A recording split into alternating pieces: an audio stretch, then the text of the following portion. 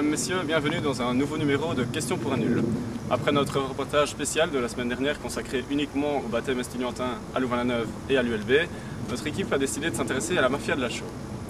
Notre émission sera divisée en 4 parties. D'abord un bref aperçu historique, un tout petit peu de chimie, les applications de la chaux, et enfin nous avons décidé de suivre une équipe de jeunes ingénieurs civils qui ont décidé de simuler mathématiquement le fonctionnement d'un four à chaux, dit four Mars. Et pour commencer, un petit peu d'histoire.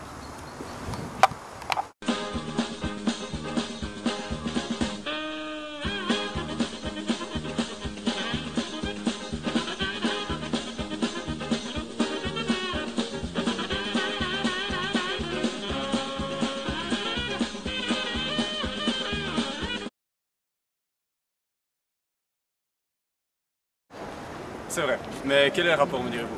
Eh bien, comme vous le savez sans doute, la chaux réagit violemment avec l'eau. Cette réactivité a été découverte quand les hommes voulaient transporter de la chaux dans les cales des bateaux et qu'ils remarquaient qu'à chaque fois, leur bateau coulait. Depuis, les hommes ont étudié la chaux sous toutes les coutures et ont découvert pas mal d'applications à celle-ci. La chaux est utilisée depuis l'Antiquité dans la construction, la décoration et même dans la médecine pour sa propriété antiseptique. Des constructions en chaux se sont ensuite répandues jusqu'à être utilisées dans toutes les constructions romaines. Il existe 2 types de chaux, la chaux vive et la chaux éteinte, dite aérienne, chacune ayant des applications bien spécifiques. La chaux vive est principalement utilisée dans l'agriculture et l'industrie grâce à sa propriété hydrophile pour assécher et détruire les matières organiques riches en eau. La chaux éteinte sert depuis l'Antiquité à réaliser des mortiers pour la construction et des enduits pour différentes surfaces, telles que les murs, ardoises ou cadavres afin de lutter contre la putréfaction en cas d'épidémie. La chaux éteinte laisse respirer les maçonneries et réduit donc l'humidité, ainsi que la condensation de l'eau, ce que le ciment ne peut faire. Elle est utilisée dans l'agriculture pour fertiliser les terres.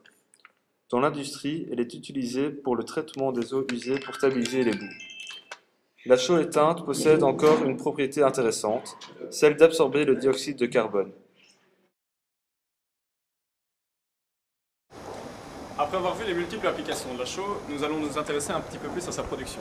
Pour ce faire, nous avons suivi un ingénieur chimiste qui va nous expliquer un petit peu comment se passe concrètement la calcination. La chaux est obtenue par calcination du calcaire. Cette réaction engendre la production de CO2. Et pour que la réaction se fasse, il faut fournir une certaine quantité d'énergie au calcaire. Et on peut obtenir cette énergie en brûlant du biocombustible. Le biocombustible présente un certain avantage, c'est que sur son cycle de vie, il présente un bilan CO2 nul. C'est-à-dire que le CO2 dégagé par sa combustion est le CO2 absorbé par ce même combustible lors de sa formation. La combustion de ce biocombustible engendre la production de CO2 et d'H2O et nécessite une certaine quantité de 2.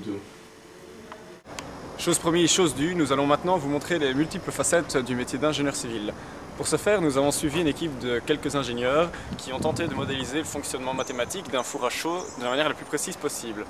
Cette séquence reprend les principales étapes de leur développement.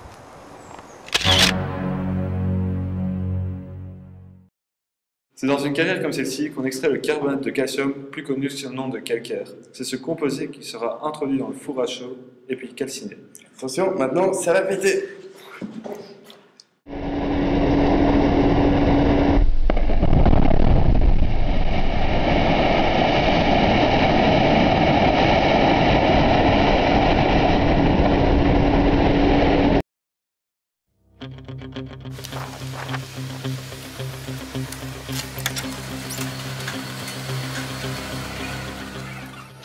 Après avoir décortiqué au maximum le sujet, le groupe de recherche se lance dans la tâche ardue qu'est la modélisation du four à chaux. Résoudre un système aussi complexe et faire converger des équations non linéaires, cela prend du temps. Beaucoup de temps.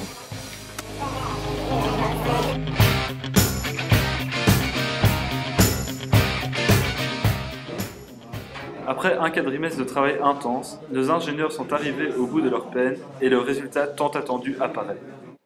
Enfin, le modèle est résolu et la réalité de la chaux apprivoisée par le programme.